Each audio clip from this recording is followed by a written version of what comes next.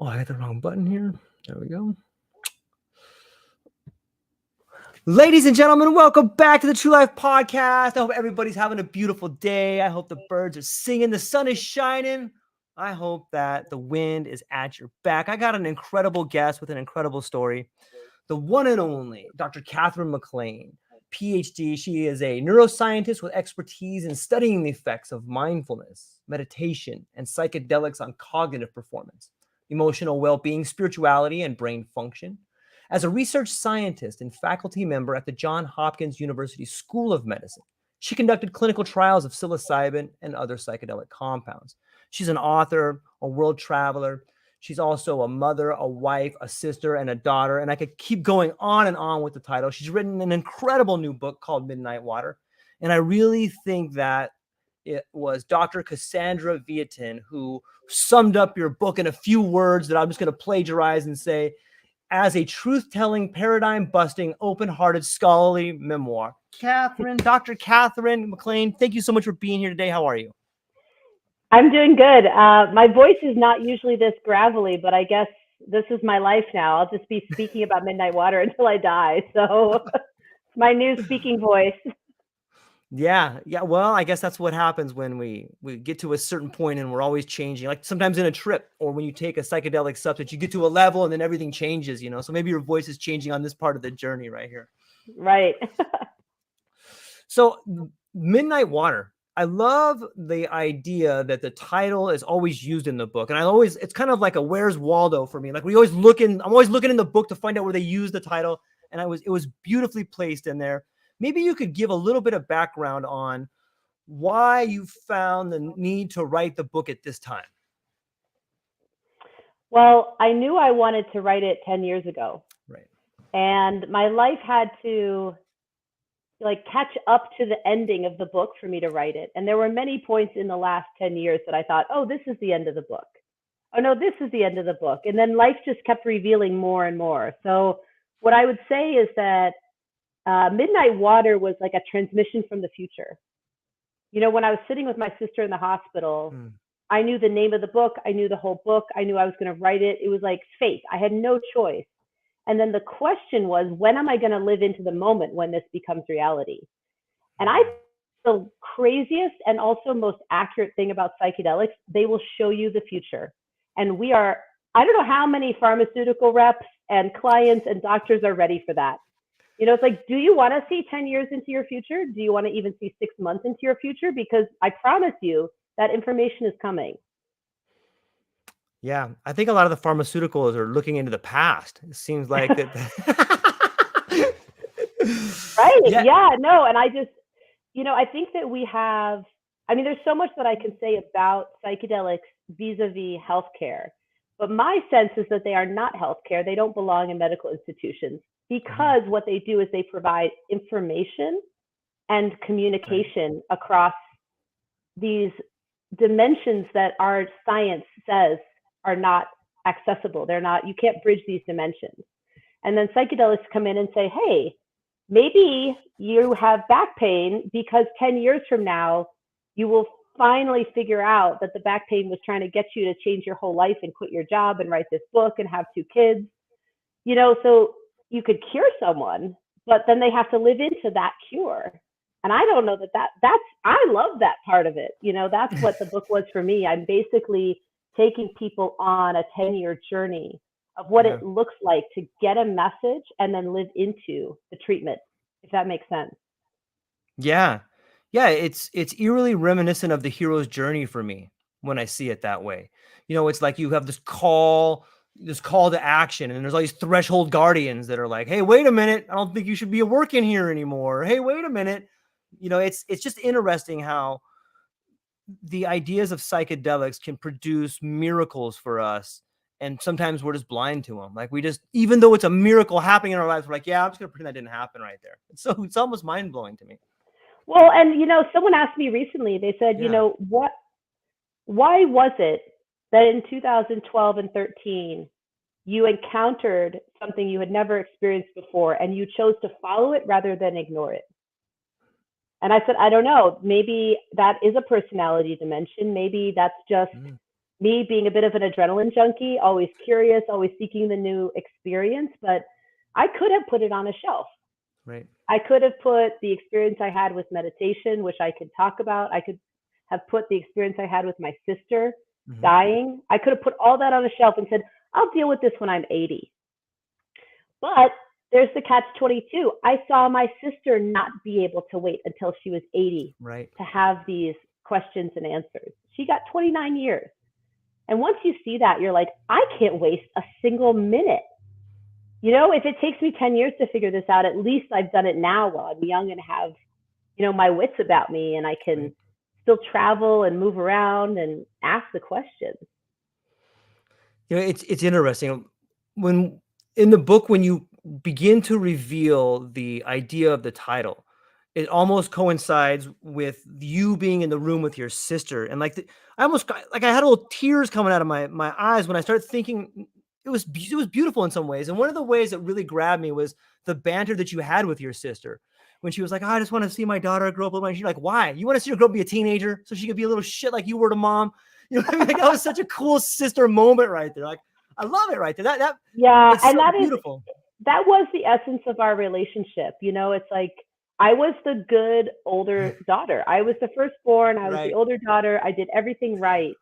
And she was just the rebel. But interestingly, we kind of switched places in our 20s. You know, she became the very serious mom. Like I said, she got an insurance policy. Who does that when they're 22? She had her own business. You know, so she became such an adult and stopped rebelling. And that's like what allowed me to start rebelling. And, you know, her daughter now is a teenager and she's not a shit. She's perfect. She's great. She's amazing. So I was wrong. You know, Rebecca would have gotten the best possible teenage daughter ever. So, you know, someone asked me, why do you find death so funny? And I said, well, what's the alternative? Right.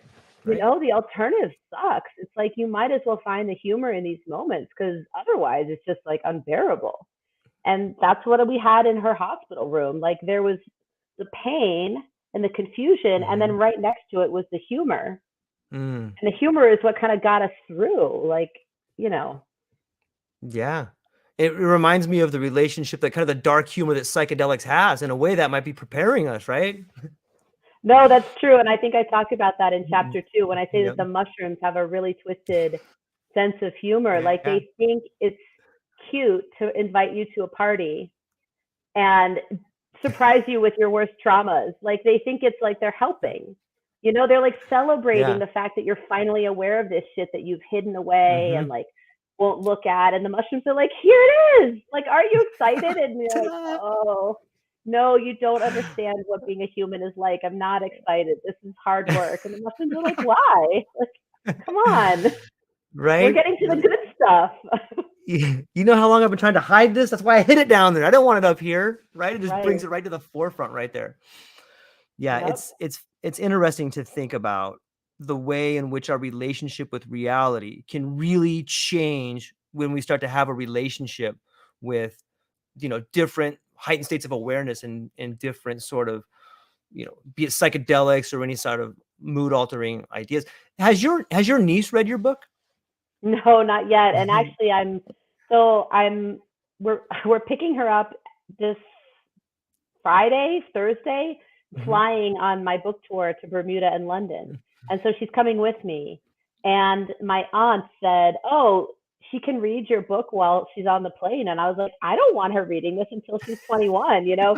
So there's a thing that kicks in me that, you know, I'd rather have the conversations with her based on her questions than have to kind of live into this story that's like a little bit removed, you know, it's removed from her life. Like, she remembers her mom, but only a little bit. And, you know, I want to be it's okay if I'm the crazy aunt, but I don't want to be that crazy. Like, I still want her to trust me and come to me if there's an issue. So, but yeah, it's a question. You know, I had some of the copies out, and my 8-year-old daughter started leafing through it. I was like, no, you can't read this. And I remembered myself at 10 finding Stephen King, you know, and all the like craziest stuff I could find in my parents' library. And it's like, she's 2 years away from that. You know, so the perspective is so wild. And just the fact that you tell her she can't read it means she's probably already got a copy in her room reading it, right? And she's a great reader, right? So it's like Of at 8 years course. old, she can read this and have questions about it, understand it. Maybe she can't pronounce all the words, but she's pretty precocious. Imagine that. Well, in Hawaii, they say the coconut doesn't fall too far from the tree. So, Right, and if she came Bermuda and through at London, 8, are you gonna go yeah, ahead. a trip to Bermuda and London, are you going to the beach where you finally laid your dad to rest? So yeah, Church Bay. I don't name it in the book, but I'm Mm, happy for people to know where it is. It's a very small, little secluded cove just on the south shore. It's a kind mhm, of a local beach. Tourists don't go yeah. there very often. Um, it's actually great scuba diving. There are these huge parrotfish. They're like this big, and they look like rainbow mermaids from the top. And they come Whoa. all the way up to the surface so that you can see their fin come through the water. Mhm, And they actually eat the coral, and they kind of gnaw at the hard coral that's right by the beach. And so if you kind of get past where the parrotfish are, there's this amazing scuba diving. And one of mm, the last times I was at Church Bay, two friends actually came, and one of them brought me a microdose of mushrooms. yeah, And it yeah. was the first time in years that I was like, because with me and mushrooms, I'm like, oh God, what are they going to show me? Like I'm always a little nervous. And I'm like, maybe the tiniest amount. And it was beautiful. And I went swimming and scuba diving, which I don't recommend. It's like, I want to be clear. The way I live my life is not what I think other people should be doing. But it was perfect for me. And I kind of reacquainted myself with that medicine in a way that I'm like, okay, we did the hard stuff Mhm. at the high doses. Can we just like have a different friendship now? Can we just like hang out? And like, you don't have to show me everything. Like, I'm good. Yeah, I was blown away by I think Patrick was the name of the gentleman that you had spent some time with when you were working with mushrooms and stuff, and I was blown away by some of those accounts, when you were getting to build a relationship with him. I was wondering maybe if you could share one of those stories about a time that you and Patrick had worked with the mushrooms together. Wow. I mean, it really, meeting Patrick and having those experiences, and there were only actually three of them, but, three mushroom experiences at those high doses is enough for Sure. a lifetime. Um, the experience that stands out is the last one that I experienced, where he had recently received a grizzly bear skull from the Pacific Northwest through his indigenous friends. I don't even know how this skull ended up in Manhattan, but when I walked into the room and I saw that skull there, I was like, oh, maybe I don't have a clue what this is about. Like, I thought this was about mushrooms, and then the mushrooms kind of kept showing me other things. And now here we've got a grizzly bear skull. And in that experience, it's hard to describe. I've done a lot of mushrooms before, but there's something about the ritual container Mhm. and the way he would set up everything in the center of the room in a very kind of specific way with this little piece of blue felt that he called the altar. But the Mhm. altar, it was, as I say in the book, I thought it was going to be like a Zen or like a Catholic altar with like Right. an actual table, but it wasn't. It was just on the floor. And you actually had to kneel down to be with it, which I think is important. It's Mhm. making you see that you're not this like important person. You're just Right. on the ground. And at one point in the middle of the experience, um, the mushrooms took me to a place that was this kind of like a vast galaxy that I had visited before, but I suddenly understood that they had been showing me my own self, like a part of myself, or maybe a primordial self, something that Right. wasn't like either before or after being human, but they were kind of like, we've been showing you this place and you thought you were just going to visit, but this is you. Like, we've been trying to show you who you are. And luckily in that space, I could finally accept that without it being this like grandiose, like, oh, I'm a Mhm. galaxy. Can you imagine if they showed me that the first time? I would have started a cult or something. I would have Right. assumed I was God. But instead, they're like, we're going to test you with all of your worst autobiographical stuff, and then we're going to show you that you're a galaxy. So when I came out of that space, I understood that the bear skull was a way of connecting with that galaxy, but like while staying here on Earth. And it's another rabbit hole to go down, but for any listeners, there's a whole thing about bear clans, bear cults, the great bear medicine, the dreaming bear. People think that shamans learned originally from bears how to meditate and dream and how to go into these states of consciousness. So for this galaxy and the bear skull to finally be like, hey, like you're here, thanks for coming. Yeah. It really felt like a moment of arrival. You know, I was no longer being initiated. They were like, okay, you've arrived. Like, here we go. Yeah, I've never thought about it from that angle, but as you saying that, a bear that goes into hibernation, I mean, it must be an altered state of consciousness as well, right? I mean, that's a deep meditation if you can just hang out for, months on end in a quiet, dark room under 5 dried grams. I'm just kidding. Well, think about it, right? They would go into a cave in total darkness. And I'm sure the early shamans were like, wait, how do they do that? Like, where do I have to take my mind to be at peace for that amount of time, not needing food, not needing anything other than darkness? So it makes sense. And there's actually, where I live now, there's a mama bear that has come around a few times, and I feel so lucky. And when people are like, oh, do you have bears? I'm like, not enough. Like, I want more. I want, please spread the word. I want the bears to know I'm here. Is that what inspired that chapter? Like, I think it was chapter 6 or 7 in the book. Is that where the name came from? Yeah. So Mama Bear, the actual chapter Mama Bear was the final initiation before being like, not crowned, but like cloaked. You know, it's like I finally like took on that identity in that next chapter with Patrick and my husband in the mushroom ceremony. But the Mama Bear chapter was like the final, I don't know, it was like the final karmic release of like all of that old stuff that I attributed to like Katherine, my life, the people in my life, my family. I feel like that meditation retreat helped me discard all of that so that I could then accept that new mantle. And like outwardly, nothing changed. Like I'm still Katherine. You know, I still have a lot of her traits and characteristics, but it felt like during that Mama Bear chapter, Katherine from the previous 36, 7 years was dying for good. And now we're kind of into the birthing phase. So yeah. You know, it's interesting because in the beginning of the book, there's a bit of foreshadowing where you talk about the idea of the midnight water break, and a former teacher runs off and tries to get into her car. And then later in the book, all of a sudden, here you are at this retreat and you're running off. You know what I mean? Congratulations. I hadn't made that connection yet. You know, it's so true. So when I met Joan Halifax, and Joan is a fascinating person. You know, she worked with LSD back in the probably early 70s, late 60s with Stan Groff, and she worked with my mentor, Bill Richards. She says that when the civil rights movement really took off, she decided to be as clear and lucid as possible because she wanted to be of service.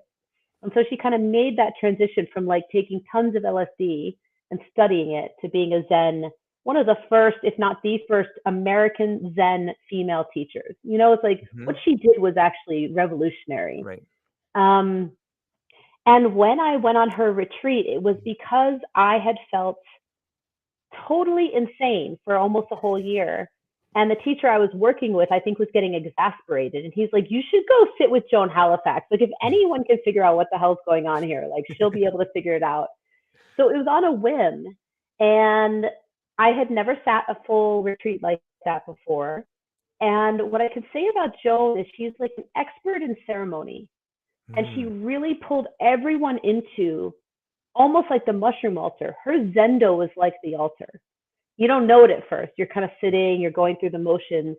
And then at some point, things kind of like how I talk about in the book, at some point, the mushroom altar like reveals itself. And that happened to me on retreat with her. And after that switch, when I was in that psychedelic space, that's when she told this story where she was one of the very few white people who had ever been invited into a Native American church ceremony with peyote. And, you know, I know a few white people who've taken peyote, but you get invited. You don't just sign up. There's no like buying a ticket to a retreat. And to be one of the only white people and still try to leave just like strikes me as so audacious. And it's like that she even considered that she could leave, I think speaks to our white privilege. A lot of our privilege around like, oh, we'll just take what we want and leave. And why is she telling a story about peyote on a Zen retreat to a bunch of Buddhists? And I felt like she's telling me, like, this is a story for me. She knows I'm never coming back to her retreat center. She's like, this is the last chance I've got. Maybe a few other people liked it, but I really resonated with the fact that she said she was in so much pain. Like, I think pain can make people try to do things like break the rules, escape, run away. Sure. And that the roadman found her. And it wasn't just, oh, I can't believe she left, let's move on. Like, they literally couldn't continue without her presence. And so again, that speaks to like, as a white person, sometimes we think like we're special, we're individuals, and we don't understand that we're part of a collective. And he was showing her that. He said, even with all your pain and your attitude and your privilege and you're like feeling like you're above us, we need you back here so we can keep going. And he made her continue the ceremony. So, flash forward several weeks to sitting with my sister, and she literally died right at midnight. And I don't say in the book why, but the reason there were all these half full cups of water in the room was because she kept asking for water her whole last day. Again, as a materialist, you might say, oh, she was just like, her sodium levels were all off. She was dying. She was thirsty, but she couldn't balance out the water. But from a cosmic perspective, it's like she was placing all of these water glasses around the room to initiate that ritual. Like, here we go. Like, we're going into this ceremony. It started around 7 or 8 in the evening, I think, when she started her palliative sedation. And she died at midnight. I saw all these, half full cups of water. And like, it was like I was back in the Zendo with Joan. And she was saying, you can't leave the ceremony. Like, no matter what, you have to finish. And again, in that moment, I'm like, easy, right?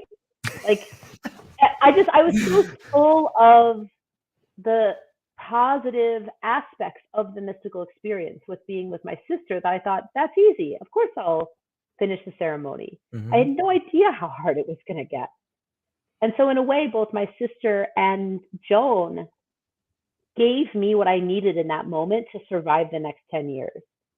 Like, how did they know what was coming? I mean, Joan worked with dying people. She had been through grief. She understood. She was one of the few people actually emailing me back during the hospital vigil. And, she was with me. There's no way that any of us knew how hard grief could get, and that there would be a reason to stay with it, right? Not just like cut it off, take some antidepressants, get back to work. There are ways to cut off grief. Sure. That's the same as leaving the ceremony, I think. That's well said. Yeah, I never thought about it like that, but that, and it reminds me of another quote that the roadman said that was something along the lines of, you don't get to choose when the ceremony's over. I was like, whoa, that's pretty powerful. Right. And, what you pointed out about the Mama Bear chapter is, so for Joan, it was her back pain. But, she had gone blind as a kid. She had lost, I think her mom had died of alcoholism. Like, she had a pretty, like, traumatic history. And so maybe her back pain was just like the way she symbolized that reaching her limit. But for me, on the meditation retreat, it was the flashback memories to my childhood, not just the what of it, but the feeling of it. I was re-feeling everything somatically in my body and being like, this is nuts. I don't want to feel this ever again. So isn't it interesting that as an adult, the only reasonable thing is to escape the situation, to feel what we've already felt as children or as teenagers or as young adults. I mean, it really speaks to the kind of pain that a lot of us have carried for so long, that when we're finally confronted with it, we're like, I'm out of here. Like, this is nuts. But there was nowhere to go. I couldn't drive. I was in the middle of nowhere. Like, I could have gotten lost. So thankfully, the setting was like the roadman being like, she's not going anywhere. She'll be back. And I did. I walked right back in, sat down, and it was like, okay. Yeah, I think when I hear that story and I pair it with some of the things we were previously talking about, there's something to be said about the container, like the rites, the ceremony, the ritual. And it seems like, whether it is the altar from Patrick, whether it is being able to go back into the retreat and everyone is still on their pillow, or whether it is sitting with your sister, there's something to be said about that container. And it seems like in modern medicine today, there is no more rites. There's no more rituals. There's no more something that surrounds us. Does that seem accurate to you? It seems like that's lacking. I see what you're saying, and as soon as you started saying that, I started thinking about the Hopkins session room and how the session room is like an altar. It is like one of those spaces, but around it there's no cultural container for what is happening in that room. So the room works. I know for sure the room works, and it functions in the same way as a zendo or as an altar or a temple or a church. But then just outside of that room, there's no continuity. And I remember when I was at Hopkins, like just trying to figure that out. Why is it that I can walk into a room and it's one way, and then I walk out of that room and it's something totally different? And that's what made my mind like crack. I don't like the term psychosis, but it's the closest we have to what happened to me. And psychosis happens when you're confronted with two competing realities, and it's like they cannot exist together. So one wins. Yeah. And usually the mainstream consensus reality wins. And for some people, the other one wins for a time. And no, I mean, I currently live on 120 acres of mostly forest. I have like a couple humans, within driving distance. But there's a reason that I chose to live this way. And it's because I can't control the container outside of my meditation room, my house, even like my driveway. But the woods and the forest and the animals create a buffer to whatever goes on here. And I hope that more people can experience that here. I don't know when, but at least for me now, I know that if I go into those spaces, I have that cultural container around me of wildness, of nature. And for a lot of people, I mean, they're doing this stuff they're doing ayahuasca in Brooklyn. Like, how do you do that? It's like, how do you take it out of the jungle and say, good luck? Like, as soon as you step out of this door, you're on the subway.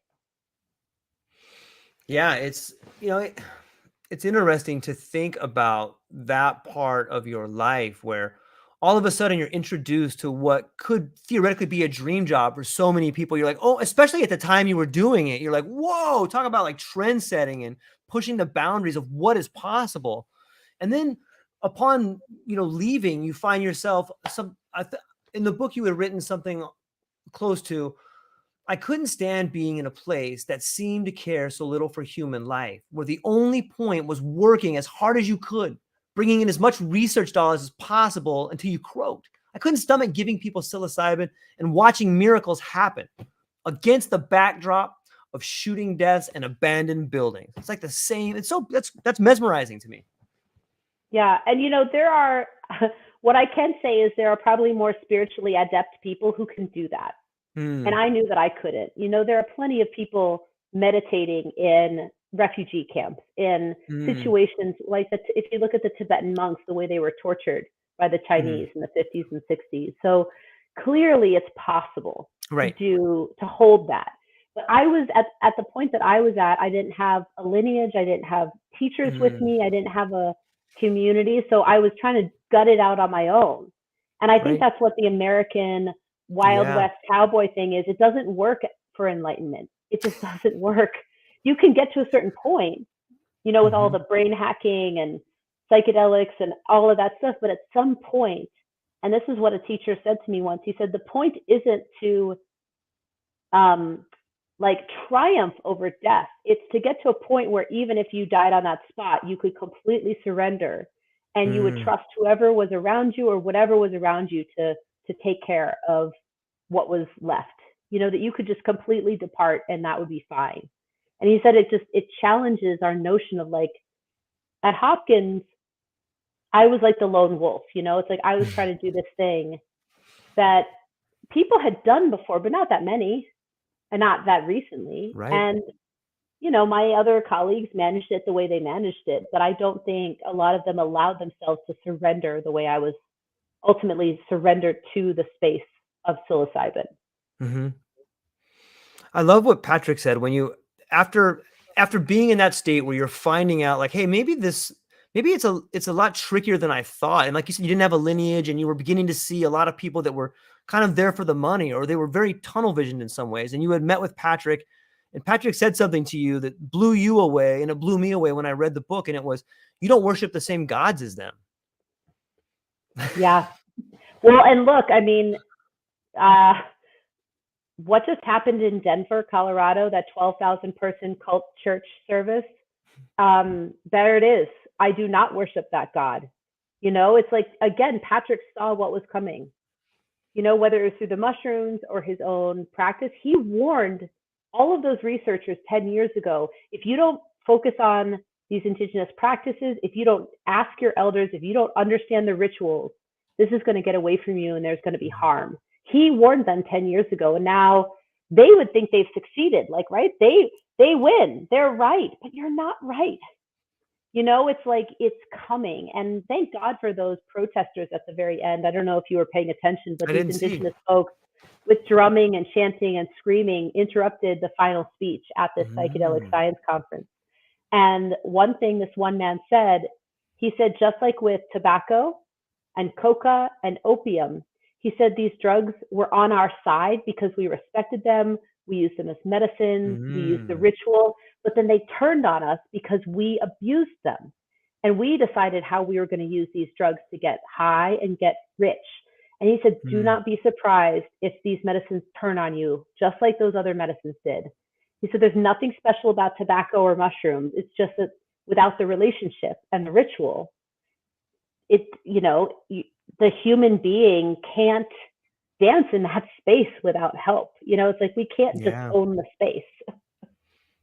Yeah, that's well said. I'll look into that. I didn't see that part. I didn't pay a whole lot of attention to exactly what was going on there, but it makes sense when you start reading some of the new studies that are coming out where they're trying to take the, you know, the difficult part out of the trip and just leave behind like the attenuation of, you know, it's like, what are you guys talking about?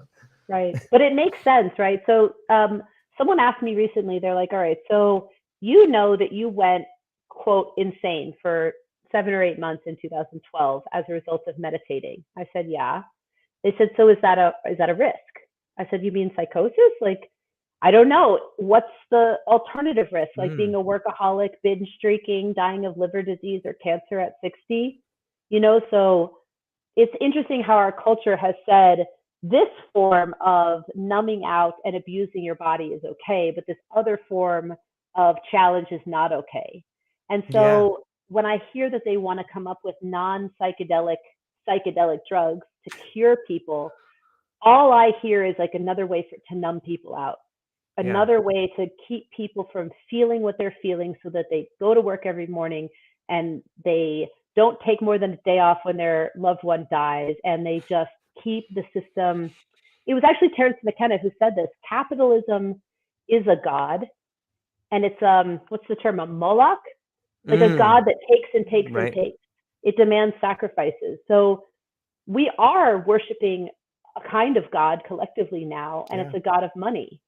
And again, it's like I know that those words sound really radical to some people, but I've been in the world of money. I can see its power. I can see how people worship it. It does a lot for you, but you know, it's like, what's that transaction? And would you rather be working with the mushrooms instead, or like working with a god that actually cares about you a little bit, or is going to kind of help you along? The money god is not going to do that. Yeah, and there's a discount rate on that money god. Like the older you get, the more you realize the less it's worth. No matter how much you have of it, you're like, I can't spend all this. Oh my God, this fucking god took everything from me. My wife, my kid, right? Like it's worth less. So here's a question. Is it a psychosis that you went through, or is it breaking out of the world and understanding, holy crap, I've been lied to my whole life. Everybody I know has lied to me. Well, I think it's the latter, but when I remember when Roland was presenting his psilocybin findings in the psychiatry department, and this one of the old school psychiatrists said, we used to have people showing up here with cosmic consciousness, in quotes. He said, no, it's mania, it's psychosis, it's grandiose delusions. So when I use the word psychosis, I'm purposely using the language of that capitalist system so that people understand, like, I'm not putting rose-colored glasses on this. Like, what I went through was terrifying. And there were times, I mean, if I had had to be a mom during that year, it would have been really scary. I would have lost my children probably. They would have had to go live with somebody else. Like, I would have been inpatient in a hospital. But instead, it was just me. So I could just keep letting go and doing that practice the way that my meditation teacher taught me. But, you know, most people don't want to wake up that way.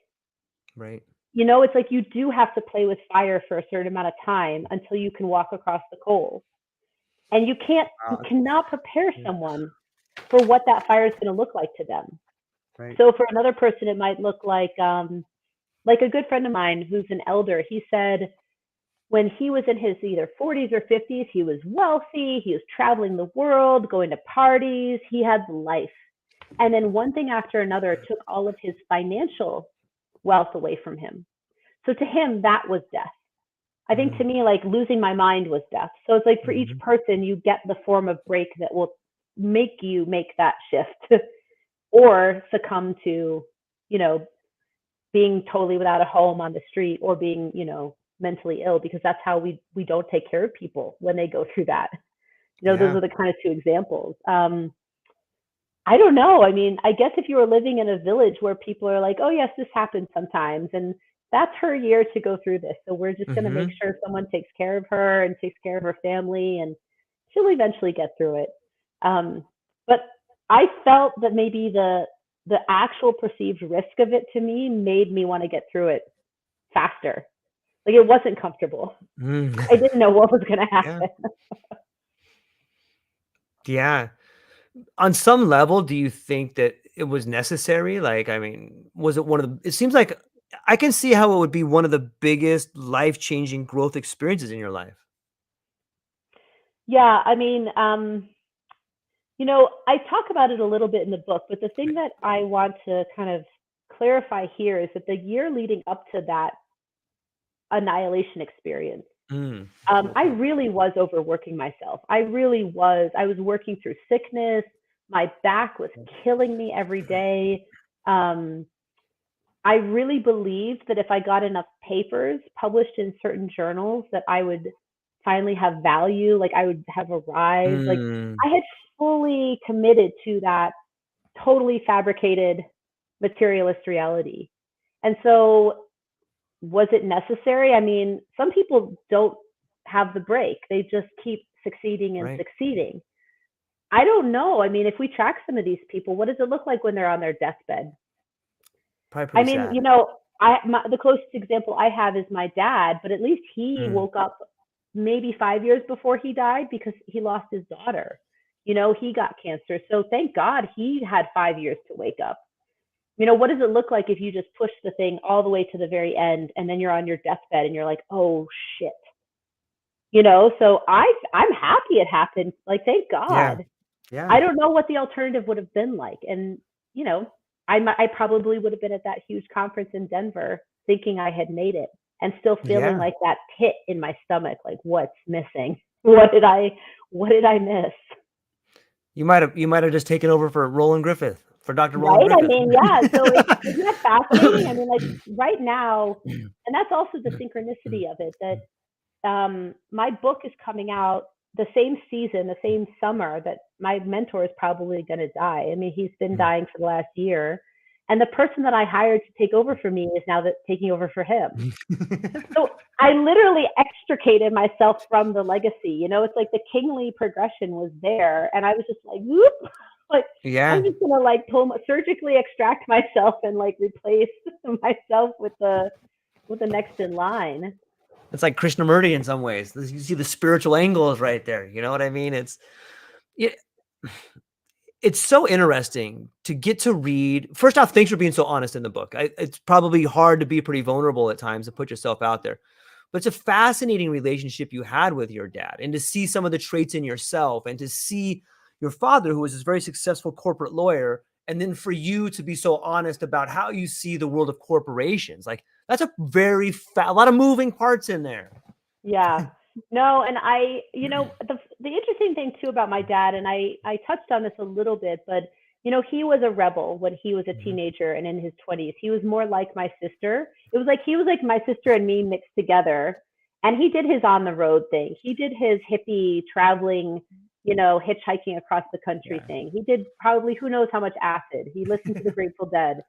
So in a way, I think my battle with capitalism is still his battle. It's like he just kind of passed the torch. Right. And in a way, it's like he was actually quite a genius about it. It's like, here's a system we can't beat. So I'm going to win in the system and then pass the torch to the next person who they might get a chance to beat the system, So if he had just done, fuck all at 22, I wouldn't get this opportunity to now tell the whole world about the very thing that he also knew the secret of, this psychedelic secret. And it's an open secret now, but it's interesting when you look back over generations, and the people who came before did what they had to or could to kind of pass that torch, so that now I can write a book like this that's so vulnerable and will actually be read, and not just like a weird cult, like, oh, that's so strange, like what's she up to? But I mean, my dad thrived in the corporate world. He loved it, and so did my sister. So I don't knock people whose lives feel really good in that space. I just kind of want them to remember that it's a bit of a charade. Like, enjoy the circus, be a good trapeze performer, but like you're still performing. Like, and just remember, you can set it aside anytime you want and just step away. That's all. Yeah, I think that's hard for a lot of people. And I think psychedelics offer you a quick, water break, if you will, because it's so easy to become your identity. I am George, the corporate attorney. I am George, the truck driver. I am George, the stay-at-home dad. Like, I'm all these things, but we get so caught up in that identity, we really forget about all our other connections. Right. No, I mean, people are surprised when they meet me and they're like, oh, you ran track. Yeah. I was like, yeah, I was an athlete. And they're like, that's interesting. Like, you're also a psychedelic person and an academic and a mom. And I'm like, I actually, like, at my root, I identify the most with being an athlete. And, so it's just, what, is it Walt Whitman? I contain multitudes. Yeah. So it's like, in a way, it's like, I think psychedelics help all of us feel at peace with all of ourselves. We may still choose what self we want to be kind of running the show for a period of time, but the other selves don't go away. They're just kind of like in the background. And so that self who was really struggling for a lot of years, I mean, she's still there. Maybe given the right circumstances or wrong circumstances, she'll come back again and be like, oh my God, life sucks. I don't want to be here. And I'll be like, hey, I remember you. We went through this before. It'll pass. Like, and then kind of that balancing act. But I think to most people who just know that they have one identity and they like go to work and they take care of their family and they have a bank account and savings, this can sound really scary. It's like, it sounds schizophrenic. Like, what do you mean I have other selves? I don't want other selves. Yeah. What if they're crazy? What if they tell me to quit my job? The study coordinator at Hopkins just told me recently that we had a really funny back and forth where she said there was a chemical weapons developer, like a young guy who was on a study back when I was there. And he just finished his PhD, but in like another area. And I said, oh, I remember that guy. Didn't he also teach yoga in Thailand? And she goes, no. There were two weapons manufacturing people who the mushroom successfully told them to leave their jobs. So it's like, that's we awesome. were joking. I was like, 2 for 2. We got 2 people out of the Department of Defense after psilocybin. And again, that's what the government is worried about. They don't want all these young people realizing like, I could teach yoga. I could, learn about philosophy. Like, I don't want to go figure out how to kill people. Yeah, I wouldn't be surprised if there's tons of papers about how to weaponize psychedelics to have people get rid of fear so they can just go murder more people, or hey, get in the machine over here. Come on in. It's the new one. It's what? It brings me Oh, to this that's other such an point. Yeah. interesting, yeah, that's such an Yeah. interesting idea. Yeah, of course they will be used that way, right? Without a Of course. doubt. And then we'll just have to wake up to that new brainwashing. It's always like yeah, like what's the move? Like what's the move of the system to try to make itself relevant? And so now it's like, oh shoot, we have to make ourselves relevant through psychedelics. So instead we'll come up with bots who like train people to, say they're not depressed anymore, but not have any of the other insights. Yeah. Okay. Well, think about that. Like, if you look at if you look at Denver, or you look at where all the money is, they're frantically trying to weaponize fragility in a way that's like, okay, you can use this, but for mental health because you have a problem and you have to come and it's going to be $25,000 and you can have this microdose and then you can have a Dr. Pepper on the way out. You know what I mean? Like, it's like the I don't know, the McDonald's of transformation, right? Right. And it's like I think they tried to do that with mindfulness, and then the thing with Yeah. mindfulness is like the uptake was so poor. People are like, I don't even want to meditate 10 minutes a day. It's like they couldn't get the dose right to get people even to Right. that level that it was gonna. But with psychedelics, I think.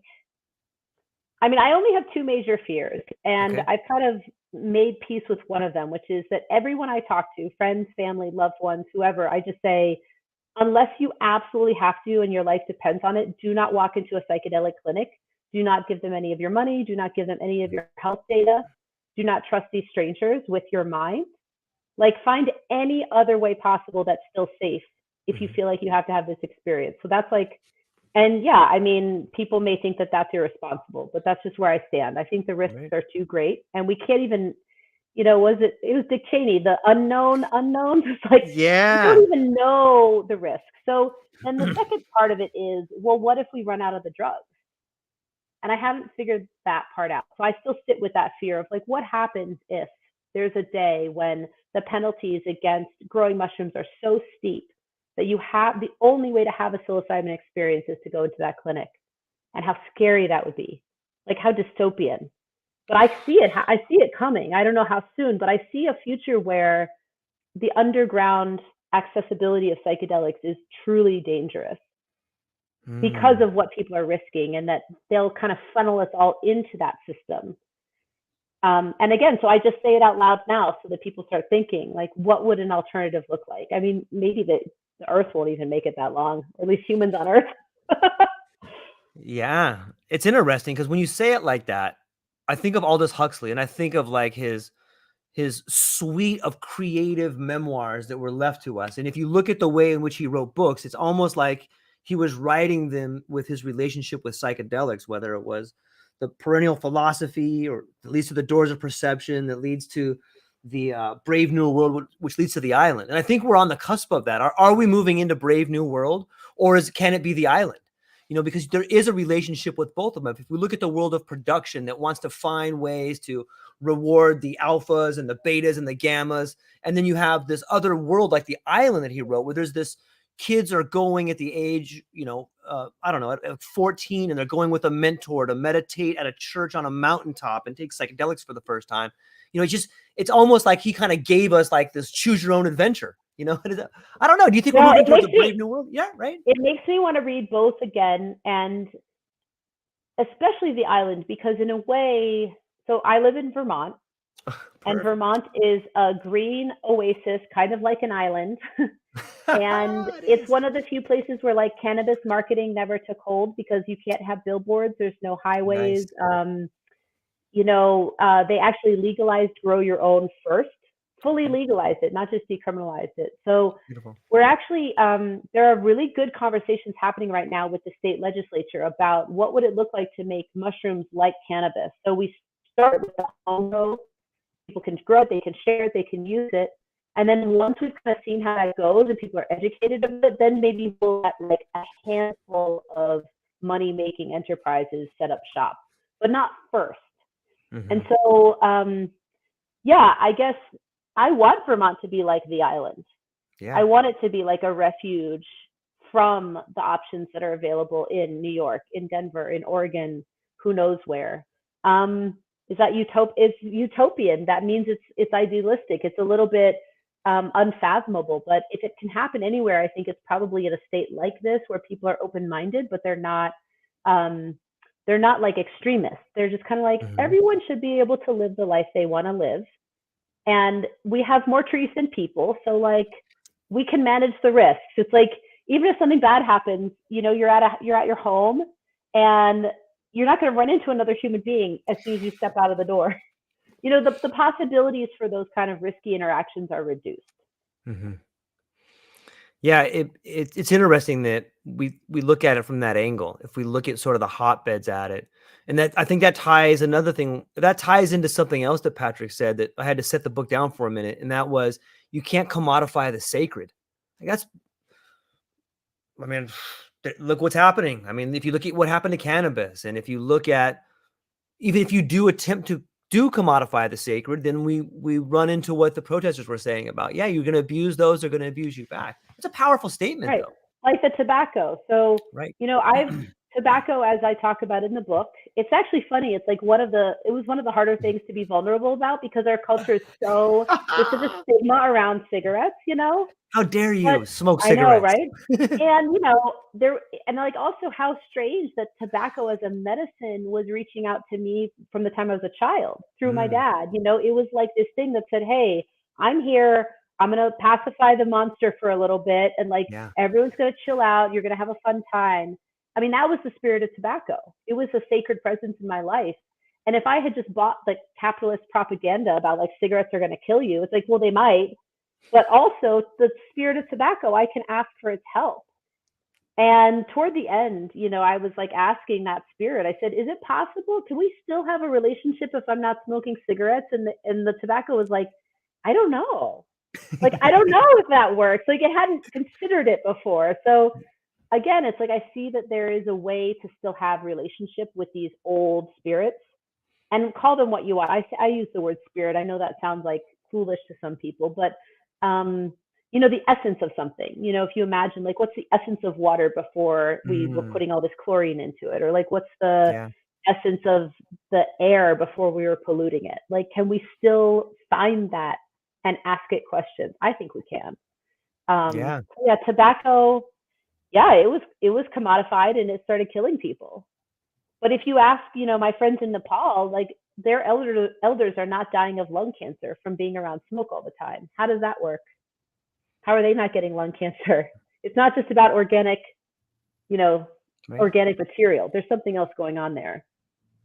Yeah, I'm so stoked to live in Hawaii, because like everything grows here, and I have like the most beautiful garden with some of the most beautiful friends I've ever met, and I sit and I talk to them. And I found that I can grow a certain type of tobacco and just chew the leaves, and it's just like, all of a sudden I got this clear conscience, and I'm talking to myself, and my kid's like, who are you talking to, Dad? I'm like, oh, I'm talking to tobacco over here, but it's amazing how the relationship that you can build with the plants in your environment when you start growing them. And I'm kind of going off on a tangent, but I love those relationships. No, it's not a tangent at all. And I do feel like maybe one of the undercurrents of the book is also how we like shame people for the drugs they choose. And how I forget if I actually included this scene in the last book. I don't think in the last version of it, but there was a scene in the hospital where my dad had just come out of the first brain surgery, and these like really asshole doctors were like asking him how many cigarettes he'd smoked in his life, or like how many years he'd smoked. And I'm like, enough. The man has brain cancer. He smoked enough. Why do you need to make him feel ashamed right now and have to say out loud 45 fucking years or whatever it was?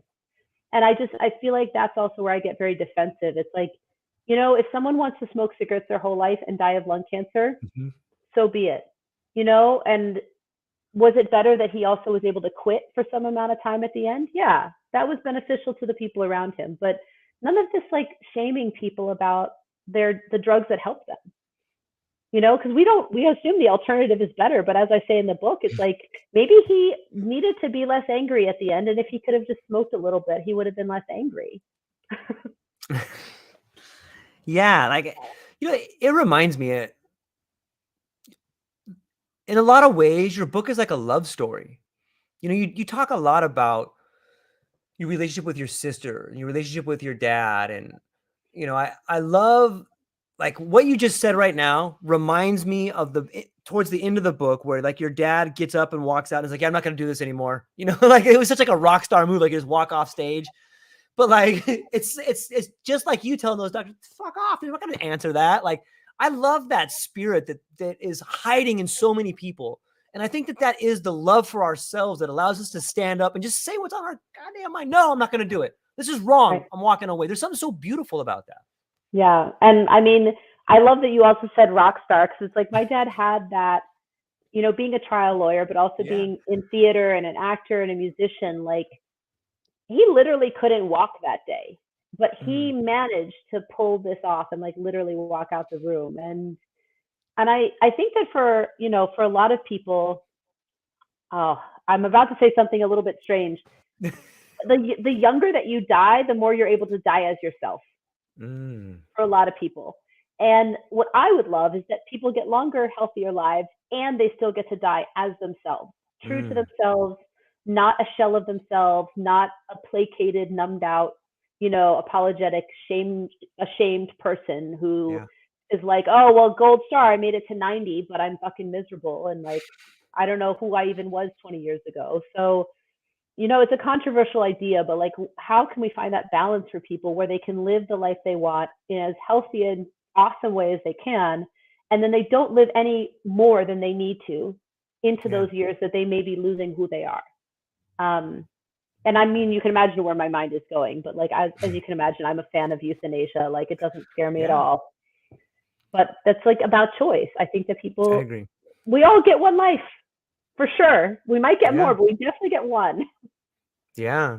It's so, I'm not even, profane is not even the right word, but we take the dignity out of dying. In some ways we commodify the end of life so that you can put someone on a machine and they're just, I watched my great grandma, my grandma, just not even there. They were alive because of a machine, and they were alive for a year or 2 years because of that. And it's like, what the fuck are we doing? Like, this is morbid. Like, this is ridiculous. It's crazy to think about that.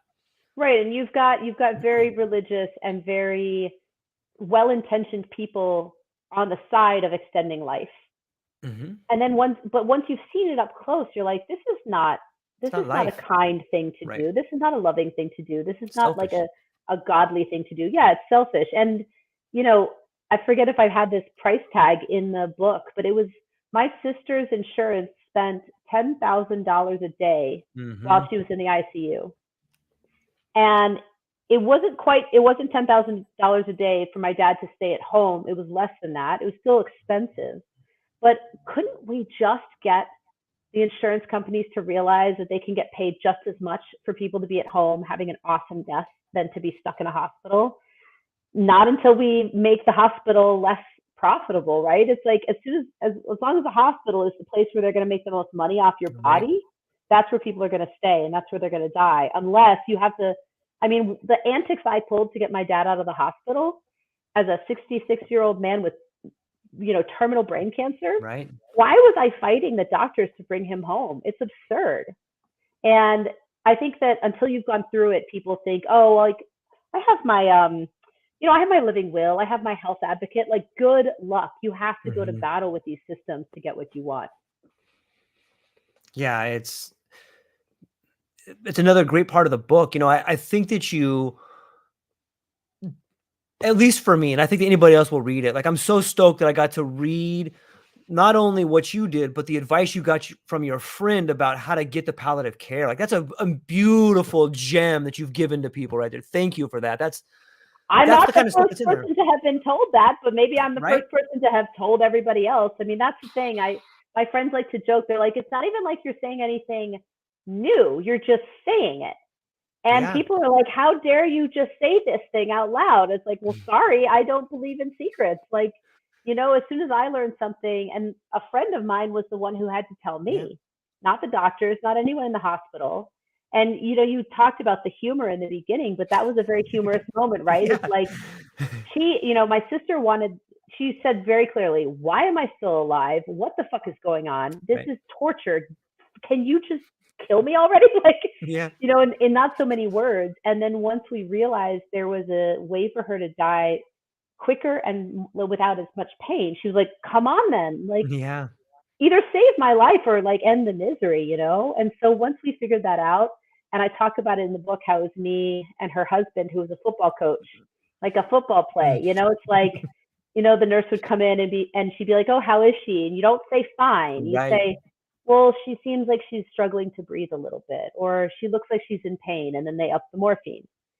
And as long as you play the game, they will up the morphine because they know what's going on. Right. But it's like the whole system has to pretend that we're not actively killing people or actively trying to prevent, you know, a torturous death. It's like, so it was just interesting for me to kind of be playing that game. And then I say at one point, my dad was in the room and he said, oh, she's fine. And we're like, no, not fine. Like, that's not what we're doing here, Richard, you know? But on the flip side of that, my dad didn't need any pain medication at all.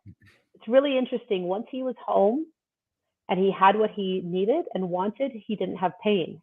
So isn't that fascinating? My sister needed an overdose of morphine to survive the pain of the ICU. But my dad needed barely like a tiniest little liquid morphine under his tongue at the end. And so that, I think, speaks to what pain is really about. I think pain is fear. Like, pain is real, but pain is also magnified by fear. Sure. You know, something I mean this in the most possible respectful way, but was it something like this? That's so awesome. I know. That's so cool. Thank you for that. That's really cool. If you want to know what we're talking about, you got to read the book, everybody. Okay, that's in there. Just want everybody to know about it. You know, it's super cool.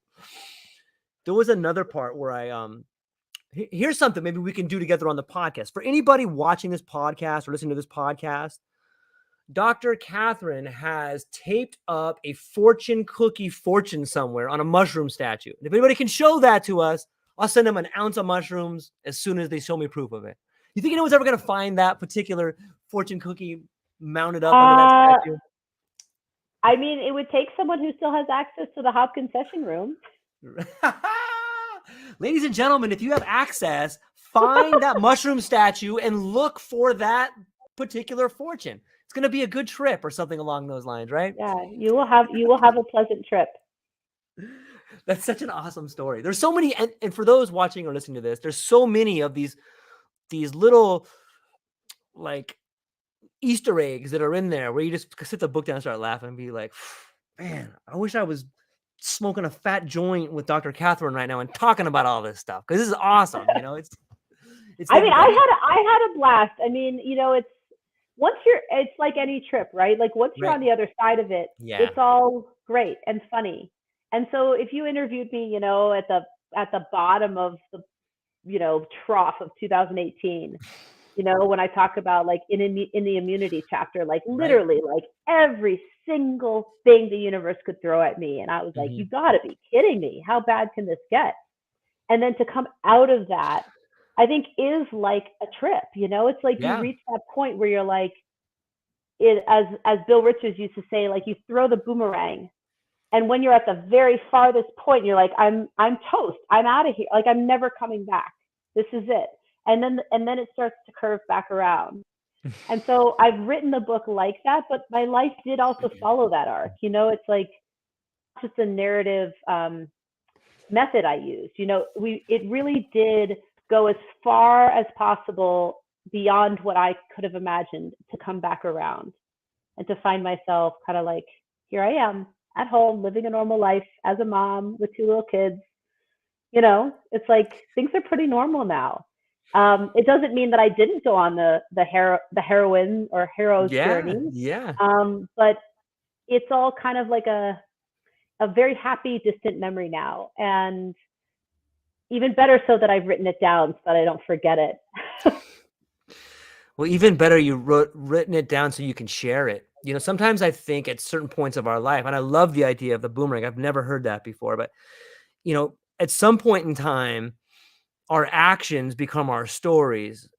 the stories are told by the elders, sometimes in training, so that they can become guideposts, or they can become the light that guides the way for the next boomerang, or for the technique to throw the boomerang, you know? So I get goosebumps. Have you thought about that transition? Like, hey, you are on this other swing now. Now you're kind of becoming the elder. You're becoming the storyteller. How do you feel about that?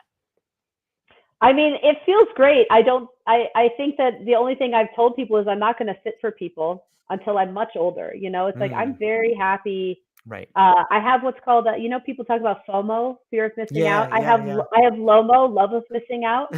Like, that's so awesome.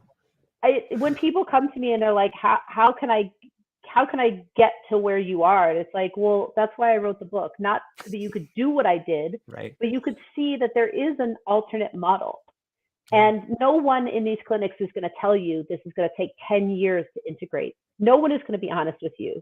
So at least my book is saying that it can take 10 years, you know, and I was 30 when I first started asking these hard questions. So really it was 40 years, you know, and it's like, if people can start asking these questions when in a safe way, in whatever, like, you know, guided and careful way they can at a younger age, instead of recreationally binging on all these drugs, you know, at 20, it's like, start in a very intentional way, then maybe you get to have a great life starting at 25.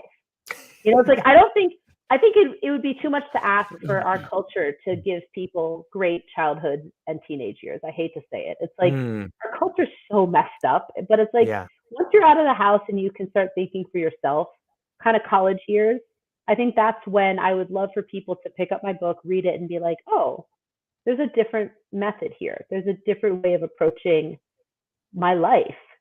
And I don't have to wait until I'm older to kind of turn that switch. Yeah, I love that. And I'm hopeful that the same thing can happen. It brings up a question though. Doesn't it seem like all the tragedies in our life are forcing us to ask these difficult questions? And when you ignore them, the tragedies seem to get worse. You ever thought about it from that angle? I mean, yeah, no, mine definitely did. You know, but I have met people, and they do exist, that don't have tragedy in their life. It does. It's true. I don't know. Is that true? Yeah, no. Some people have very, like, kind of steady lives, and, you know, like, good for them. Like, I kind of, I'm not so sure about other lives. I believe I'm gonna continue on in some form. I'm pretty sure I've had other lives before this one. But at least in Buddhism, they would say sometimes you just have one of those, like, softball life events. You know, it's just like, you're just here and you're living, and it's not the lifetime where you're gonna get enlightened or try psychedelics or, you know, have all of the tragedies that you have to navigate. Maybe this is just the, like, cruise.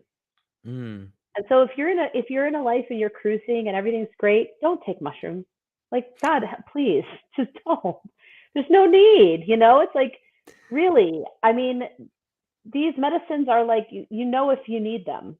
And there's no need to just create disruption and chaos in your life just to try something out. Yeah. It's interesting to see it from that angle and take a step back like that. Yeah. Sometimes when we talk about tragedies and psychedelics, you know, it's interesting how sometimes it allows you to create this new understanding or relationship with, like, the divine. And it seemed to me throughout the book, like, your sister was still, like, you were still having a full relationship with your sister. Like, when you go to London and all of a sudden there's the Rebecca house. Like, I don't believe in coincidences like that. Like, that's something bigger than we have language for, right? Yeah. There was the Rebecca house. You know, she appeared to me in this particular way in the hospital. I mean, it's kind of like it's one of the earliest reveals of the book, but, you know, the picture of Ganesh is on the cover. Right. And not only Ganesh, but the symbol of the elephant kept appearing, and it still appears for me in my life. It appeared on that meditation retreat shortly before my dad got, shortly before his lung cancer spread to his brain. He went to Africa and, like, went to an elephant sanctuary. And he said it was the first time on the plane ride to Kenya that he had a dream of my sister. Whoa. Like, so she hadn't visited him at all, but like, she was like, okay, like, I see you putting in the effort now. I see you stepping out of your comfort zone. So like, okay, I'm going to show up. And at some point, and I do think I edited this out because I didn't want to freak people out, but I said at some point, like, the ancestors demand sacrifices. And I didn't mean like actual sacrifices, but like, they want to test you and see, like, are you serious about this? Like, you can't just like call me from this existence that I'm in to like come help you for any stupid little reason. But like, if I see that you're really putting in the effort, okay, I'll show up. And the one time that happened was the middle chapter said, I actually love it. It's called Happy Happy. And it's about it's the one where my husband is depressed and he's trying to cure his depression, and I'm smoking all these cigarettes, and out of nowhere, you know, my dad comes as the, like, you know, the savior. And it was that wake up moment of like, oh, look at us, like, we're just like struggling, imperfect people too, and like, here's this guy who's going to come help. But at the end of that chapter, the part that I edited out was the night after I got back to my dad's house with my daughter, and I was like, oh, I survived. I had the most brilliant dream of my sister, and she was in this like spaceship hovering over Manhattan, over the East River. And she had invited me into her like cosmic living room. And I was like, whoa, is this how you're like hanging out now? This is amazing. And she was like, yeah, you like my digs?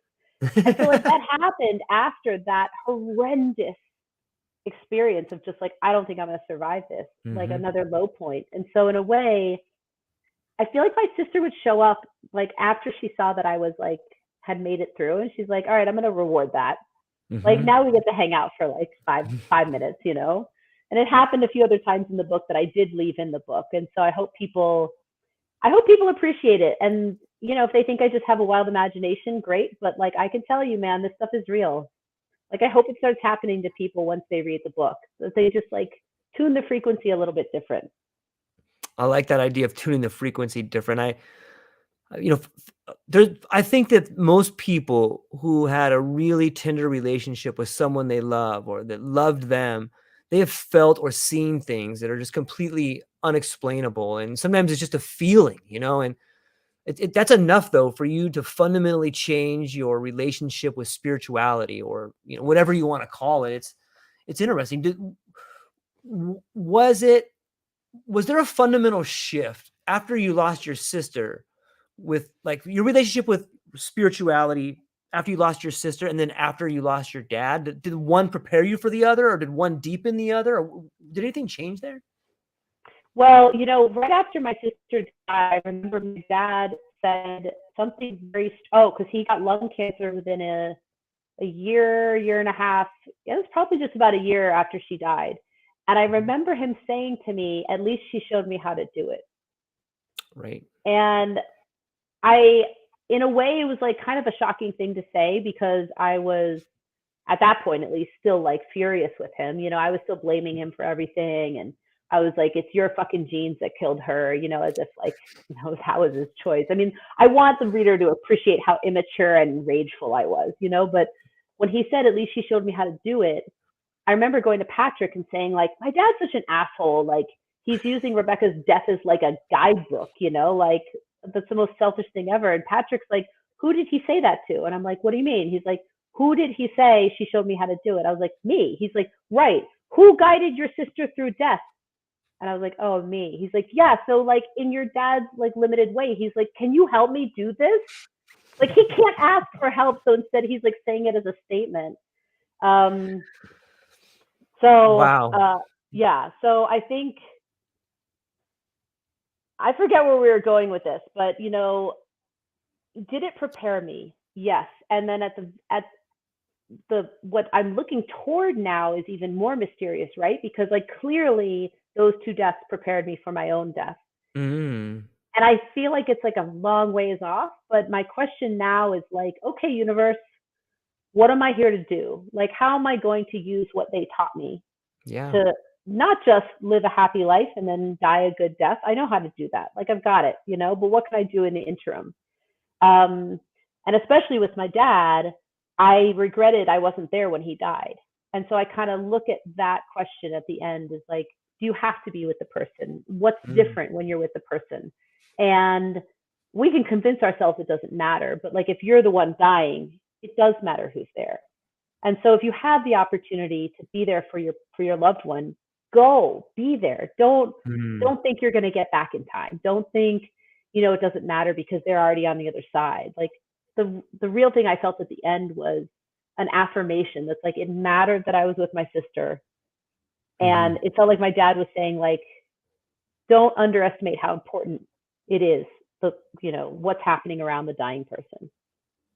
Don't reduce that to something like, oh, they'll be fine. Yeah. Yeah. It's so, I was speaking with a death doula not too long ago, and she was telling me something similar where she had found herself in hospice care and holding the hands of people who were taking their last breath. And sometimes in that last breath, she could see like their unrealized dreams. And that last moment was like a psychedelic time dilation where, a minute seemed like an hour. But some of the insights that she got from just sitting with these people, I was like, made me cry. I was like, oh my gosh. And then it just brings it all back when you start talking about, especially I've read the book. So I know the last conversation that happened. And then I know what your friend told you later. Like, look at these, look at all these things. And so it's interesting to get to hear your voice after reading that and see your reflection. And that's why I'd asked the question about spirituality. And I think it's important to note too, that one of the first thoughts you had after your sister passed away is that you're here to help people die. Yeah. And I mean, to be honest, I've tried. So I tried to volunteer for hospice.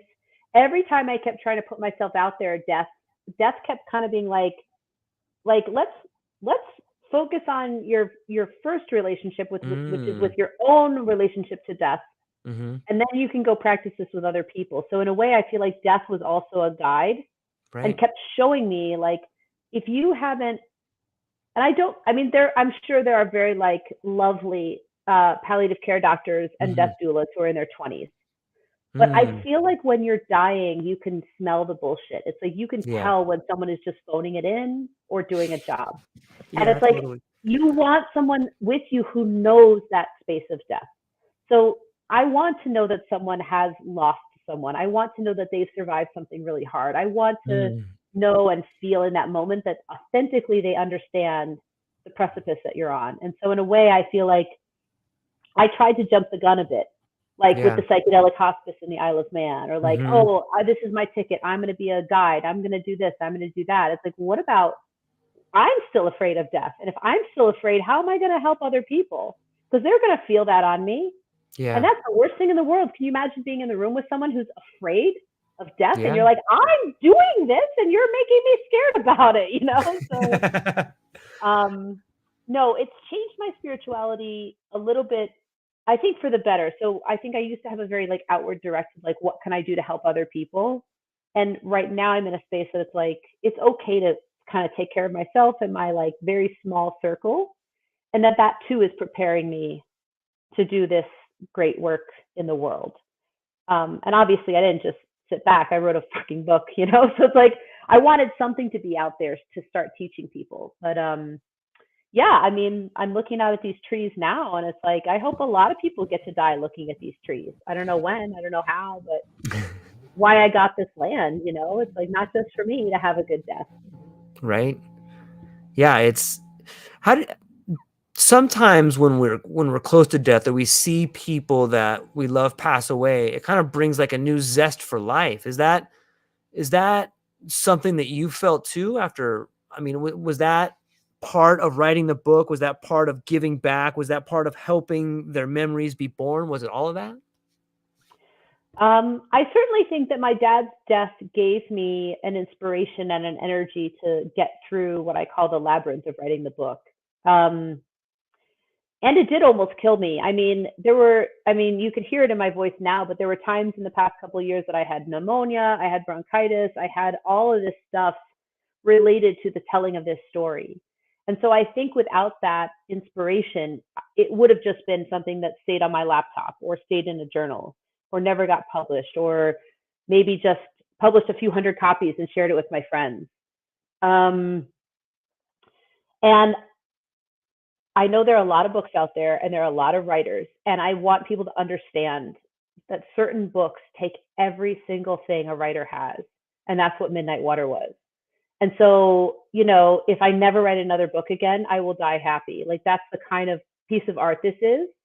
And I hope to write more. But yeah, I think a lot of times I called on my dad and was like, first of all, you've initiated me into this labyrinth in so many ways that the reader will get to learn about when they read it. So like you now have to walk in and out of this labyrinth as many times as it takes for me to get out again. You know, so it's like I put him to work, and I say that in the book, that it's like it was hard for me to ask my dad for help in life or like admit that I needed his help. But once he was dead, I was like, all right, I'm putting you to work. You know, it's like I need help. This person needs help. Come on, Richard, get on it. You know, you're a genius. You know how to get into a courtroom and make something happen. So like figure this out for this person. And he's pretty much always come through in very surprising ways. I can share some of the ways, but I don't know if people need to read the book to understand what kind of person he was. Like he's really a magic maker now that he's not in his body anymore. Yeah, sometimes it seems that it lends credence to, you know, that maybe we're here to become something different. You know, like prior to our conversation, I was telling you that in Hawaii we have this saying that says we're all ancestors in training. And maybe you can't fully unlock all the magic you have inside of you or be able to relinquish the gifts you have to give to people until you live a full life and you move on to that next world, right? Well, yeah. So if we think about that, I mean, being an ancestor is awesome. That's what Native people say. They're like, thank God. Like, I wanna be an elder because that means I'm one step closer to dancing in the stars, you know, and having that perspective. Which, interestingly, the book ends in that kind of ancestor space of death, but it begins there too because the mushrooms were the first portal to. At some point I described the mushroom altar and kind of feeling like I was like an ancestor in the stars looking down over like a whole galaxy. That was the first time I saw that galaxy, and just like that godly presence. And it's just like, oh, like we can, you know, kind of go all the way out and look down back on this human life and say how funny, how silly, how dramatic, how theatrical, like look at all this suffering, look at all this stuff that they're trying to do. So the ancestor perspective is like, it's sweet. Yeah, it is definitely sweet. You know, I can't think. There's a poem that or more of a mantra that you said to yourself that was given to you by a Hawaiian friend of yours. Do you remember what that one was? Ho'oponopono. Yeah. So in the Mama Bear chapter, there's a pretty out there section. I actually, when I went back to Baltimore and just a small circle of people, I read it to the folks in Baltimore because I was like, they're going to get this. It's pretty psychedelic. But I had heard it from, there's a woman who, she was Hawaiian, and her legacy or like her lineage was of these, they're called navigators or something, like people who could take these canoes out into the open ocean and like figure out where to go just based on the stars and the ocean.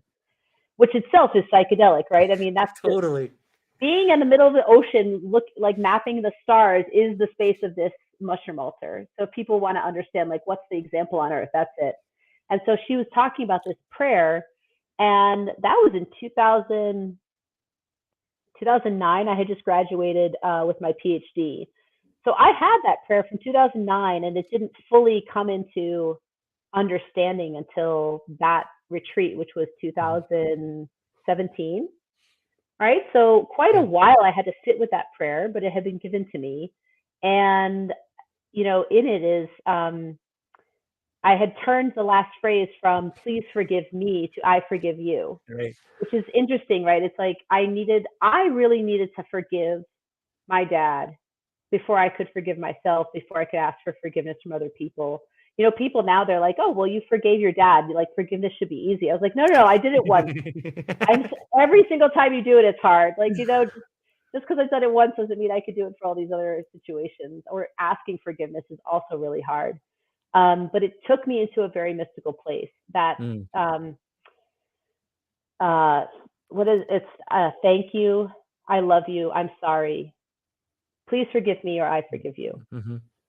And yeah, I still have not been to Hawaii, so maybe there's a mystical treasure waiting for me in Hawaii that was planted by that prayer. I guarantee it. I guarantee it. Just being here is like a mystical treasure. You know, when I walk outside, I'm like, oh my gosh, it's so beautiful here. And when I read that, I was like, oh, she gets it. This girl gets it. You know, so I'm so Well, and stoked. so interestingly too, and I don't talk about this very much in the book, but Ram Dass is like has these little cameos throughout the book. Right. And in a way, you know, he had that desire to create the first, well, it wasn't the first, but he would have created the third open air cremation site that was recognized by a US government. And he couldn't make it happen in Hawaii, you know, so he ended up being cremated in a normal, you know, retort, just like my dad was.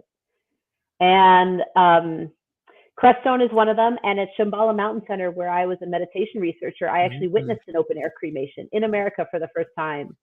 And it blew my mind wide open. There's something about these death rituals that itself is very enlightening.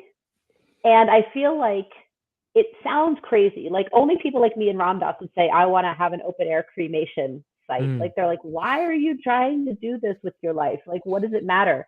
It matters that people can see firsthand the transmission of consciousness, that like the consciousness goes and then the breath and then all of the sensations, then the body, then the ash, then the smoke. So it's like to see that, I think, heals that death wound. So in a way, I think for, you know, there is this lineage that, you know, Ram Dass ended up in Hawaii and couldn't quite get to that final finish line. But I was like, I told my brother, I was like, if I can figure out a way how to do open air cremation in Vermont, I'm going to do it. You know, he's like, you just blown right past psychedelics. You're like, well, what's the next extremely taboo thing that no one here in America knows anything about? Yeah, it makes sense because if you look at the way in which we treat death in the Western cultures, like the fact that we don't have an end of life rite of passage is scary in itself. The fact that we treat it that way, if you did have some sort of ceremonial, you know, celebration at the end of life, like it would really go a long way with changing our relationship to it, right? Right. It doesn't have to be open air cremation. I mean, that's just the example that I was introduced to through Buddhism and Hinduism. But you could plant your loved one under a tree and like cultivate a forest, you know, you could, which there are cool people doing out on the West Coast now with this like recompose. They're like turning bodies into soil, which then grow trees, which is really cool. But it's, you know, whatever's the opposite of embalming someone and putting them in a material coffin that's going to sit there and not rot. Yeah. You know, there are native cultures say that we're eliminating that whole cycle of life by not letting bodies go back into the earth, by not letting the transition happen all the way. And that's part of why we're so sick. Yeah, that makes sense. I never thought about it from that angle, but yeah, it makes total sense too. If you just look at the way we're, anyways, let me shift gears here a minute and talk about like, so I really admire the way in which you talk about your relationship with the different sorts of psychedelic substances. I'm reminded of Carlos Castaneda and how they talk about allies. And, you know, I had to set the book down when I got to the part of LSD where you're like, it's just too fucking long. It's just too goddamn long. It's like 7 hours and another 5 hours, you know? It's so true. But I really admire your relationship that you've built with the different sorts of, you know, substances out there that help you see different things. And in the book, you talk a little bit about how you really have built up a great relationship with MDMA. I was wondering if you could talk about that a little bit, like your relationships to the different substances. Right. No, I mean, it feels like, as someone who felt somewhat alienated from her own culture and family, I kind of feel like they're my family members. Yeah. You know, and I kind of think about them each having a different character. I actually, now that you say that, I put LSD on the shelf a long time ago, but I hope, you know, it's like, yeah, I have 2 little kids and I've got a lot to do, so I don't have 12 hours to spend with that friend. But, you know, MDMA, it's so interesting because I didn't seek it out. It found me at Dartmouth as a college student. You know, I was probably 19 years old, and some kid brought these little capsules up from, they weren't even hard pressed pills. They were pure Molly from New York City. And, you know, the magic of that, you know, some people will only ever get pure Molly in a clinic, most people. And it's like go back in time, and it's like 23 years ago now that was available to me on the black market. And because I was an idiot, I was just like whatever, and like put it, took it. It finally felt like my whole body was present. Mm-hmm. Like I wasn't trying to leave my body. I wasn't trying to like disconnect from sensations. It was like finally like all of Katherine is here. Mm-hmm. And the only thing that's sad about that is like, wow, why didn't I get to experience being totally myself until I took a drug? So thank God it existed, and also kind of sad, right? But Yeah. the problem is that feeling of wholeness it felt so good compared to the feeling of dissociation and brokenness and like, hating myself and all the pain, that then I just was like, I'll just keep taking MDMA. Like I'll keep filling up that hole with MDMA. And because of our biology, and I think also the spirit of MDMA, it's like, no, you can't, it won't work that way. Yeah. So again, that's the kind of koan. It's like, wait, how did this thing help me feel whole, but not keep making me feel whole? And early on in the book, I talk about that moment of realization where I had, been binge drinking and taking all of the MDMA and cocaine and like anything else I could get my hands on in college. Right. And also taking care of that monkey that I was doing research with, and giving her ketamine because she had pain and she had a wound. And then finally, both of these things coming together and me realizing like, oh, I'm really messed up. Like my life is over if I keep just like blowing through this, this experience and trying to not really look at what's happening. And so again, MDMA went back on the shelf for a while. There was one experience I had at Burning Man, but within like 2 days of that experience, I just felt so depressed. And I do want to take a minute and say, I know that MAPS and Rick Doblin and all of these very well-intentioned people don't believe that the come down is true, that they're like, oh, if you do it recreationally. It's really true for a lot of people, and we have to pay attention to that. That like you need to really take care of yourself for the few days after MDMA. And if you have a really terrible day, just like remind yourself, like, this is what happens. My brain is building serotonin back up. I literally have no serotonin right now. It's very hard to function without serotonin.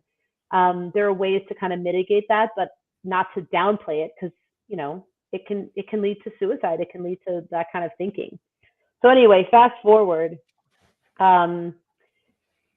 It was when my dad was pretty clearly dying of brain cancer, but was kind of back in like a place where he was pretty healthy.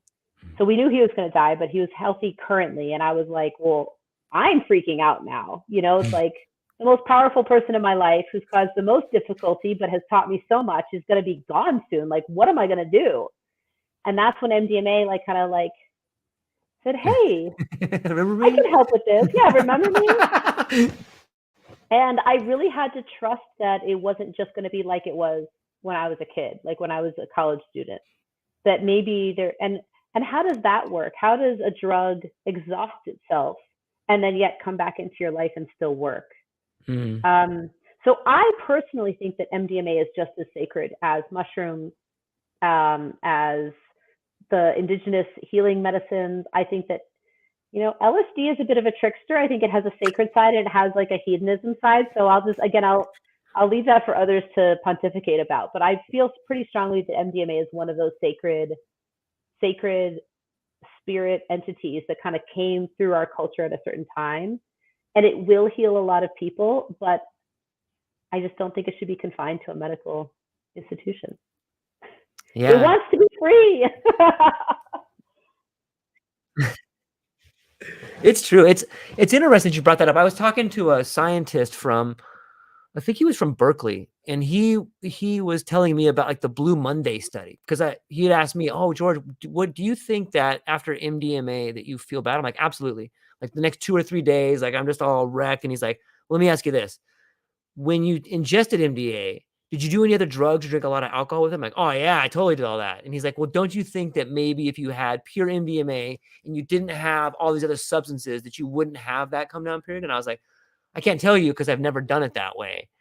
But well, I can tell you, having done it, all of the very irresponsible recreational sleep deprivation, not enough this or that. It still happens even if you do everything right. Right. at least for me. And so here's another little, this is like a biohacking thing. So there's this thing called, what is it, 365 DNA. You can find out all this information about your genetics, but it doesn't go to some like, I don't know, someone's like vault somewhere for them to like develop AI. But I learned that I have these 2 short serotonin alleles. And if you have 2 long serotonin alleles, usually like you're not susceptible to mental health issues, you don't get addicted to substances, you're a happy person, you're happy-go-lucky. If you have 1 short allele, you have a greater chance. If you have 2 short alleles, you're like effed. So when I found that out about myself, I'm like, no wonder.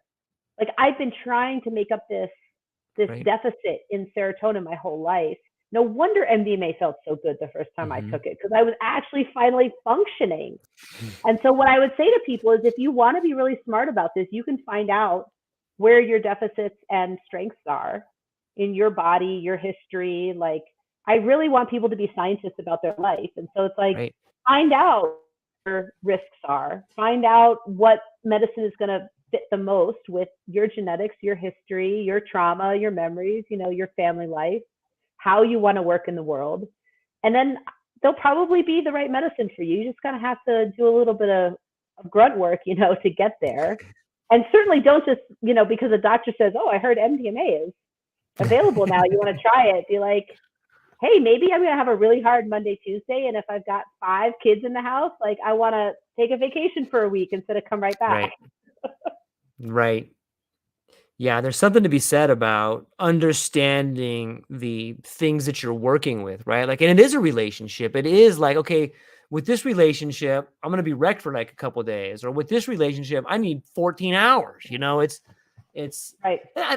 I think that there's something to be said about the person who builds that relationship at a young age. And for a lot of us, it starts off as recreational, but later that recreational relationship turns into almost an optimization relationship. We're like, hey, if I have this, then I'm going to be able to get through that. And it's in a weird way, it's kind of like dating in a marriage. Like when you find something you like, you go out on this date a little bit, you have this great time, maybe it's a little irresponsible, but you had fun.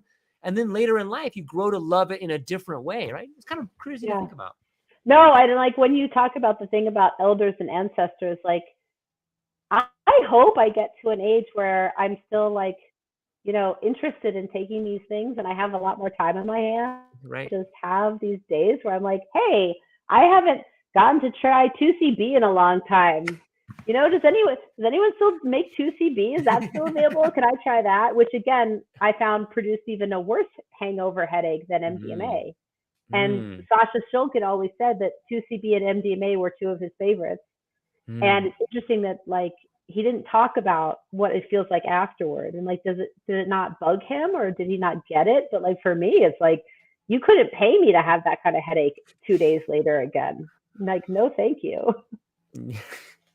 Yeah, it's fascinating to think about. I do hope that I'm curious to see how the relationship with your teaching and your writing goes on, because I think that while you're living this life now, we got to see like the first chapter. I maybe this is me being selfish, but I see like at least a 3-volume set. I see this one we have, which was like the Dr. MacLean, like the Wild series here. And then we're going to get to see the one where you are becoming the elder, and then one where, you know, you have a whole different take on what it means to be responsible with the relationships of life and how to get the juice out of them and stuff. But Dr. MacLean, this has been so much fun for me. I crushed the book. I have all these notes, and even though you can't see in front of me, I got like 8 pages of notes up there. I think we've been through maybe 4 of them.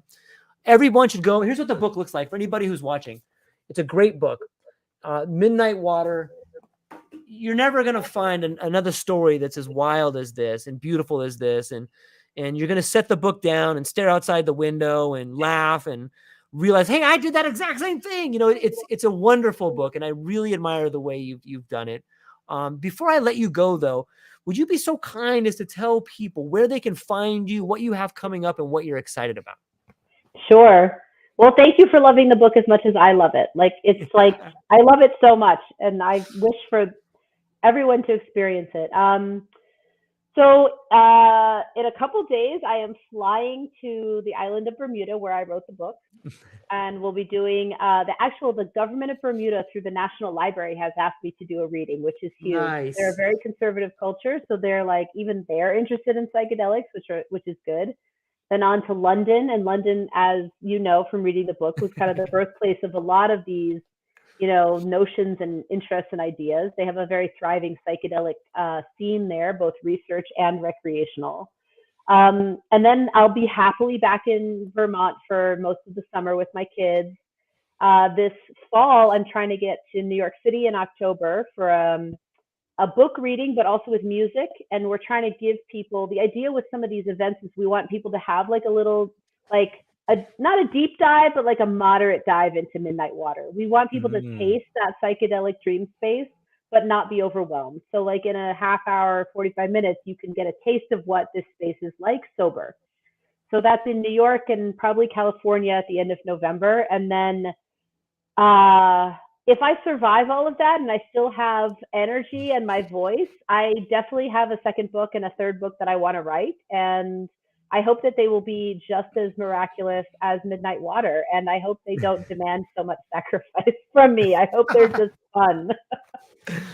Yeah. Well, I think that without the sacrifice, there can be no real elevation to the level it's at. And I think that that's because there was so much sacrifice and there's so much vulnerability and there's so much love in there that, thanks to introducing the world to your sister and your dad and your niece and everybody in there and your husband and your kids too. It was really well done. And I would recommend too that while it's a great read by itself, I've found that a light microdose just really makes the letters just jump off the page. So just my opinion. So Dr. Katherine, I'm really thankful for this. It's been amazing. Is there anything else that you want to leave the people with before we go? Well, I just, again, want to be kind of the voice of reason despite my own choices. We are about to be hit with a tidal wave of advertising, a tidal wave of influence, a tidal wave of options around psychedelics, both legal and extra legal. And just kind of educate yourself now. Like, be ready to be a smart consumer of this information that's coming at you. And, tell your older relatives, tell your family members, make sure that you educate the people around you so that then when they encounter this question for themselves, they know how they want to answer it. They know the questions they want to ask in return. And just, be smart and be wise. These medicines have a lot to offer. And, you also have snake oil salesmen offering the medicine alongside the snake oil. So got to be a little bit one step ahead. Yeah. Gosh, I wish we had more time. I think it's such an imperative part for people to understand that with some of the things becoming legal and so many people, this certain demographic of boomers that are finding themselves at the end of the mortality experience, like it could be such a beautiful opportunity for people to have this tool in their toolkit. And we didn't really get to go into that as much as I wanted to, but you're right. People should be educated on it. Let's see what happens with some of these bills. Let's see what happens if the FDA actually legalizes MDMA. Maybe we have this conversation a year from now after mushrooms are legal in Vermont and people can buy MDMA for the first time from a doctor. I mean, that'll be truly psychedelic. Yeah. We can think about it now, but when it's actually happening, I think we'll get to really, really see what the power of these things are. Yeah, that's really well said. Hang on one second here, Dr. MacLean. I'm going to hang out with the audience, but I wanted to talk to you for another moment. Ladies and gentlemen, I hope you enjoyed this as much as I did. I hope that the world is singing to you and there's a little miracle that's about to happen in your life. And if you believe in yourself, I believe that you can become the best version of yourself. That's all I got for today, ladies and gentlemen. Aloha.